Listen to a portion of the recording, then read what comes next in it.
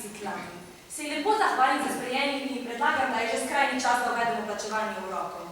No, seznanjamo tudi z ostalimi novimi idejami, naprimer kartic zaupanja, pa posebnim prednovoletnim popustom, da tiste, ki plačajo naprej, pa predplačniškimi paketi in še. In kaj mi reče? Da govorim traparije.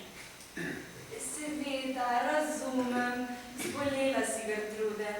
V tvojih letih je tudi mene mučila velinska depresija. Ne jemlji si tega v srcu, hitro mine. Ne bo trajalo več kot 100 let. Vedi, da ti vse bile stojimo v strani. Na koncu mi le pove, zakaj me je sploh klicala. Želim namreč, da prijateljici Vilburge pomagam odpraviti napako